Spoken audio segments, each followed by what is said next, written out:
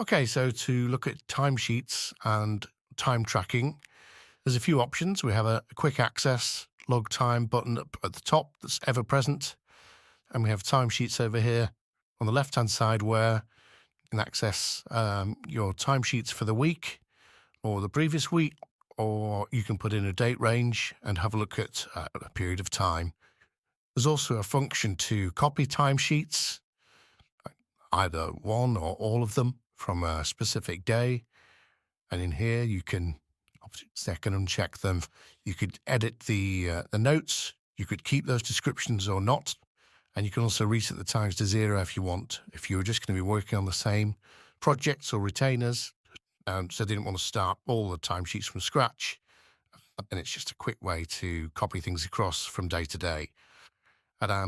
But if we either click new entry or log time up here, so let's go log time.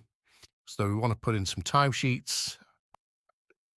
In this case, let's then it's work that we've completed already. So we want to select a client. So it will default to the most recently used client projects that we've worked on. So go in here.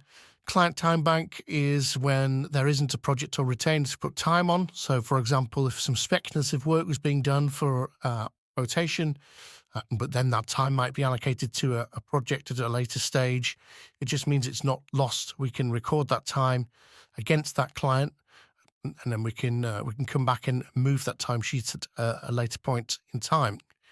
But we can choose a project or retainer.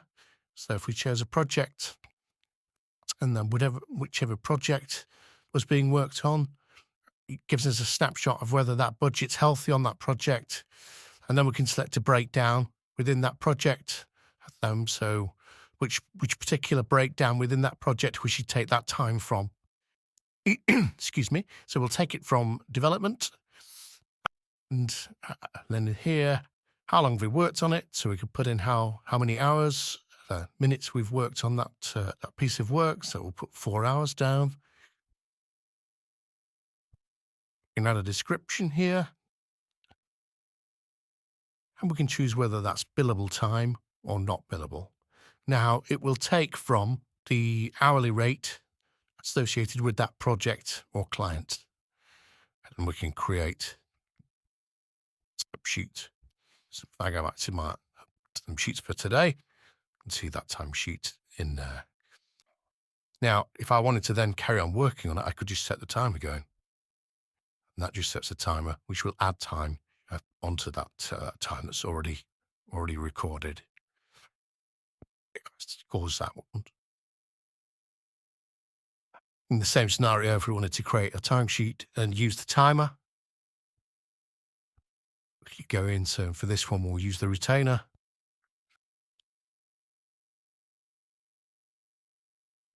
Well, from month, that's on the hello side. So these months aren't the up-to-date months. And so we're going to use a timer on this one.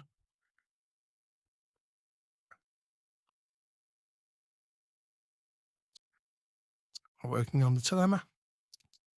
Put notes in there of whatever work we're working on. Yes, it's billable. Create that, and that adds as and sets that running.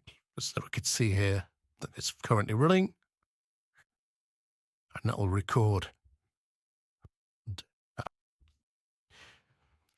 that is timesheets and timers. There's a bit more, obviously, in how they're sent in your reports, but we'll come to that in a separate video. Last thing we can just see over here, the little red icon just shows us that there is a timer running and just keeps us aware of that. That also appears in the app on the web browser.